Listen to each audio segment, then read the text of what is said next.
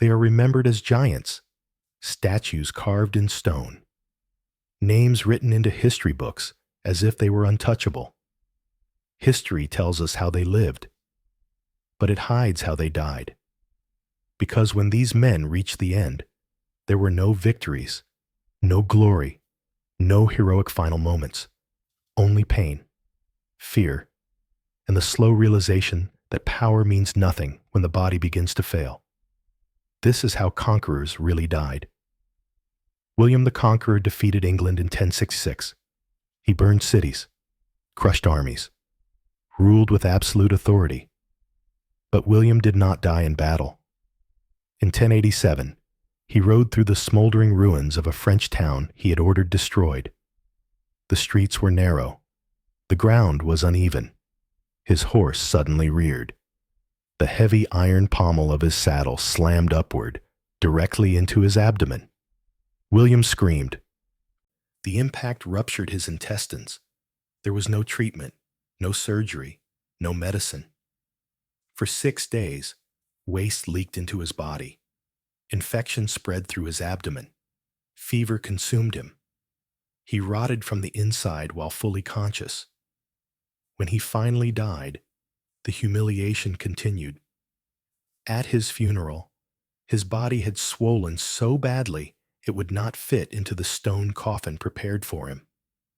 As attendants forced the corpse down, pressure built inside the decaying flesh. The body burst. Gas and decomposing matter filled the church. Mourners fled in horror. The man who conquered England could not even be buried with dignity. Richard the Lionheart was everything William was not: fearless, reckless, a crusader king who believed himself invincible. In 1199, Richard besieged a small, meaningless castle in France. He approached the walls without armor. A crossbow bolt struck his shoulder. It didn't look serious. But medieval medicine was worse than the weapon. The surgeon tore at the wound, enlarging it, destroying healthy tissue, exposing flesh to infection. Within days, the wound turned black. Gangrene spread. For 11 days, Richard watched his own body decay. The smell of rot filled the room. Fever weakened him. In his final hours, he forgave the man who shot him. Then Richard the Lionheart died, not from battle, but from infection and incompetence. The great warrior was eaten alive by bacteria. Francisco Pizarro conquered the Inca Empire. He drowned a civilization in blood and gold. By 1541, he was old, wealthy, and hated. One afternoon, armed men stormed his palace in Lima. Pizarro fought back. At 63 years old, he still managed to kill 2 attackers. But numbers always win. A blade was driven deep into his throat. Blood poured through his fingers as he collapsed onto the stone floor, unable to speak, unable to breathe. With his final strength, Pizarro dipped his finger into his own blood and drew a cross on the floor. He leaned down and kissed it. Then he died, choking on his own life.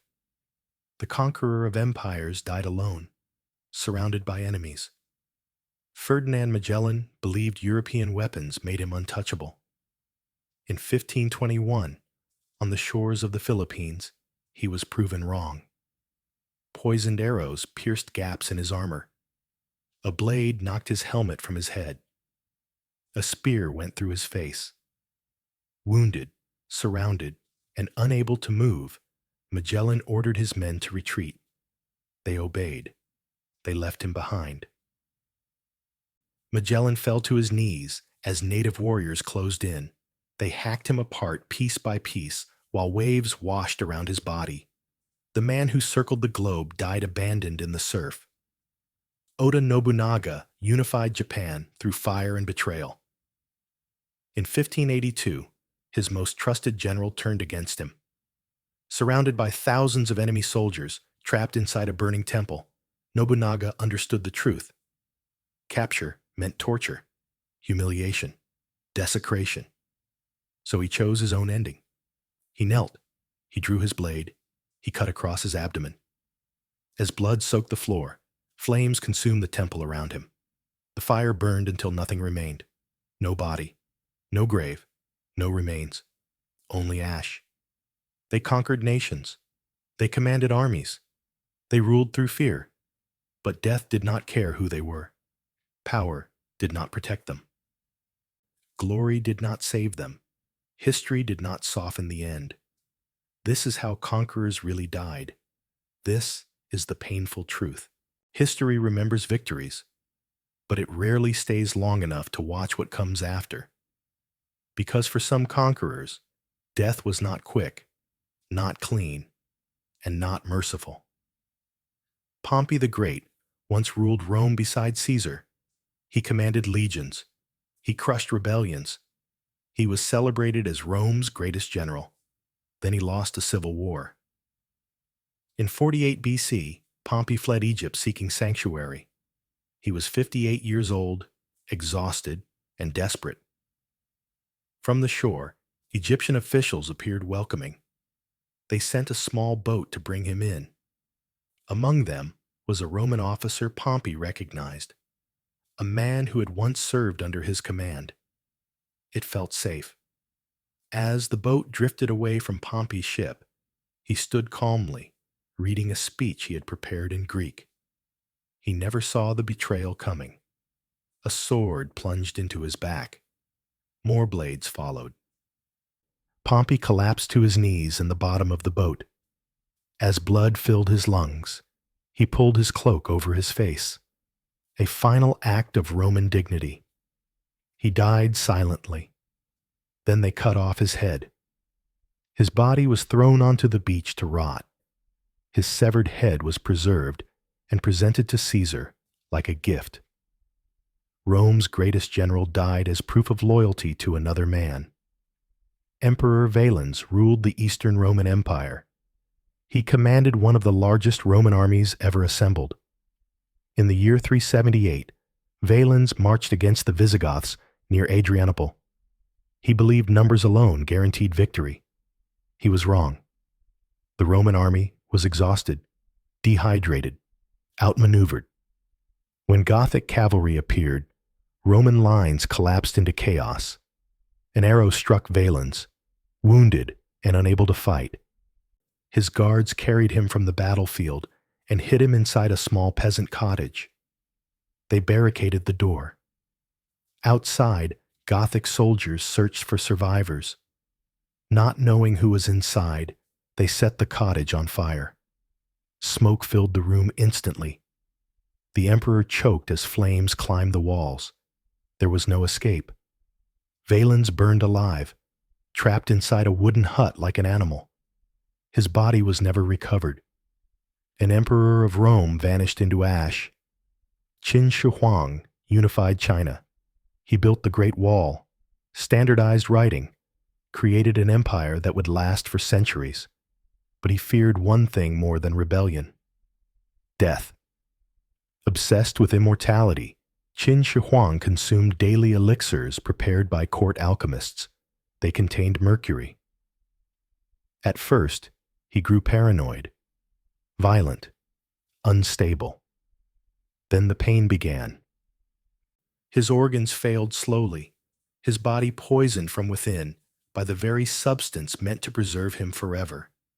Still believing immortality was near, he demanded more. He died at 49 years old, delirious and in agony while traveling far from his capital. The emperor, who sought eternal life, was killed by his own cure. Some conquerors didn't fall to enemies. They fell to humiliation. King Philip the Sure of France ruled for nearly 5 decades. He was known for indulgence and excess. At a grand banquet, surrounded by candles and wine, Philip leaned forward in drunken celebration. His long, oil-soaked beard brushed against a flame. It ignited instantly. The fire spread across his face and chest before anyone could stop it. Though servants extinguished the flames, the damage was done. For days, Philip suffered as burns became infected. He died screaming in his bed, a king consumed by his own vanity. Others were crushed by devotion. Humayun, emperor of the Mughal Empire, was descending a steep staircase in his observatory while carrying books. When the call to prayer sounded, he stopped and attempted to kneel. His robe caught beneath his foot. He fell head first down the stone steps. His skull shattered. For 3 days, he drifted in and out of consciousness before dying. An emperor brought down by a single misstep. They conquered cities. They commanded millions. They reshaped history. But none of that mattered when the end arrived. Some were betrayed. Some were poisoned. Some burned. Some rotted. Some suffocated alone in silence. History celebrates their power, but death revealed the truth. They were never invincible. They were only human. This is how conquerors really died. This is the painful truth. Power does not always end in blood. Sometimes it ends in humiliation. Sometimes in fear. And sometimes in silence. Napoleon Bonaparte conquered Europe. He crowned himself emperor. He bent nations to his will, but he did not die on a battlefield. After his defeat, Napoleon was exiled to the island of St. Helena, a cold, isolated rock in the Atlantic Ocean. There were no crowds, no armies, no glory, only damp walls and fading relevance. Napoleon grew weaker with time. His stomach burned constantly. He vomited. He could barely eat. Whether poisoned or slowly destroyed by illness, the end was the same. He spent his final days staring out at the ocean he would never cross again. The man who once ruled Europe died imprisoned by water and memory. Alexander the Great never lost a battle. He conquered the known world before the age of 30. Then suddenly, he collapsed. Fever consumed him. Pain twisted his body. For days, Alexander lay unable to speak. His generals filed past his bed, one by one, waiting for orders that never came. Some say poison, some say infection, some say exhaustion finally claimed him. No one truly knows. But the truth remains. Alexander the Great, undefeated in war, died helpless in a bed, unable to lift his own head. His empire collapsed almost immediately after. Julius Caesar believed himself untouchable. He ignored warnings, dismissed omens, mocked fear. On the Ides of March, he entered the Senate unarmed. He never left. Blades struck from all sides, 23 times. Caesar tried to flee, but his strength failed him. When he saw Brutus among the attackers, he stopped resisting. He pulled his toga over his face and bled to death on the Senate floor. The man who destroyed the Roman Republic was destroyed by the men he trusted most. Attila the Hun terrified Europe. Kings paid him tribute just to be spared. Then one night, after a feast and heavy drinking, Attila went to bed. He never woke up. A massive nosebleed began while he slept. Too drunk to react, too weak to wake. He drowned in his own blood. The scourge of God died alone in silence. No battle, no enemy, only his own body. Genghis Khan built the largest land empire in history. Cities burned at his command. Then suddenly, he was gone. His death was hidden, his burial location erased. Some say he fell from a horse. Others say infection or internal injury. No monument marks his grave. The most feared man in human history vanished without a trace. Even death denied him recognition. Conquerors believe they control everything. But death does not negotiate. It does not respect crowns. It does not honor victories. It does not remember fear. Some died screaming. Some died rotting. Some died forgotten. Some died betrayed. all died human. History carves statues, writes legends, builds myths. But behind every empire is a body that failed. This is how conquerors really died. Not as gods, not as legends, but as men. This is the painful truth.